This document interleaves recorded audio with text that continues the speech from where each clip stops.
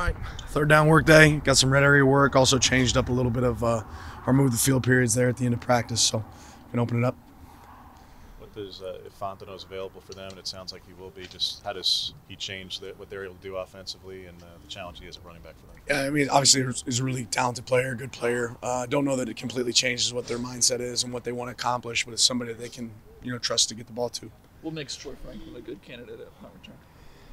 I mean, he has good hands. Usually good wideouts are usually good punt returners. Doesn't mean that we'll necessarily use them there, but I always want to try and challenge our guys to do as much as possible. Is there a balance of maybe protecting one of your most talented guys and not putting him out there, maybe take shots? Is that the thing that goes into your minds when you're determining return guys? Yes. Which receivers are going to step up with the absence of Zeb McGee and injury to Chase Cota? We'll see. I mean, I think it'll be some of the same that we saw last week. You get to see more of Delgado, get to see more of Thornton. But we have a good group there that's worked really hard. I think you'll see a lot of those guys be able to make a contribution to us. Does Troy move around a lot like he did with Chris, or is that just Chris's only? I think all of our wideouts know how to line up at multiple positions, so that's a benefit for us. With more practices, just your thoughts on the punter competition at this point and how Alex in particular is handling it, joining that group. Yeah, I think we're still, to be determined. There's one thing to be said about practice. There's another thing to be said about games. So we got to see what shows up in the games. This game kind of similar to the last one where you guys are expected to win big. How do you sort of avoid that sluggish start that you guys had against Cal? Our focus is us going out there to play the best of our ability, right? Every opponent we play every single Saturday has the ability to beat us, right? And this game's no different. We have to go play our best. We talked about some of the supposed to throws he makes, and it flips to the other side for your defense. How does it what is your best strategy for eliminating those supposed to throws that some of the teams have gotten early in games on you guys? Tell me what you mean by supposed to throws. Bo explained in an interview on Fox. He said there's always throws that he's supposed to make. There's ones that just easy. I think he's talking about easy completions, right? Like those are the ones you expect the quarterback to be able to make, right? And then what's your question? I was saying for your defense, how do you what's the best way to eliminate some of the supposed to throws that other teams have made in early in games? Sometimes defensively you give up an easy completion to make sure you don't give up an explosive play, right? So I think a supposed to throw would be like a hitch to the field. Sometimes you're gonna have free access, right? As a quarterback, you're taught to take that.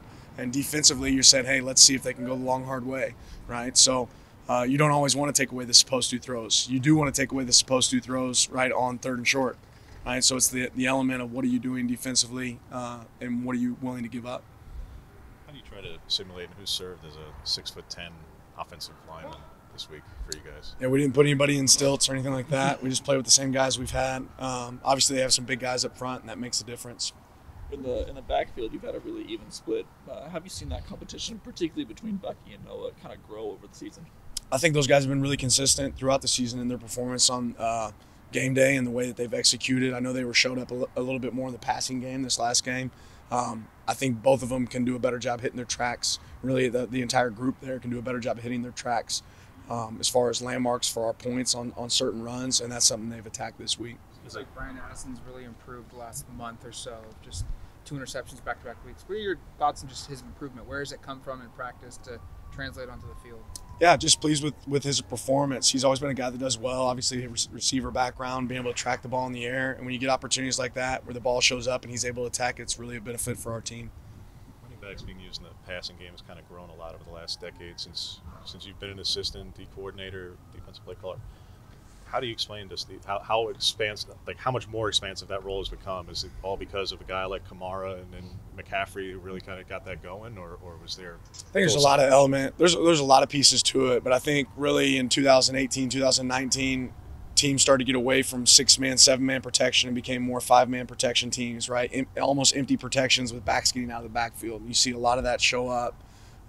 Now it's a lot harder to defend 5 guys running routes than it is 4 guys running routes or 3 guys running routes. So teams not using the back quite as much in protection, having the ability to get those guys out fast, it makes it tougher on a defense. With what you try to do simulated pressure-wise, is that one of the answers for it by way of when there's only 5 guys protecting, even if it's the line, that if you can create a little bit of confusion there, that's an element, a counterpunch to that? It can be. I mean, it can go either direction based on what coverage you're playing with it, how you're using it, and if they're tied in or, dialed into what that pressure might be.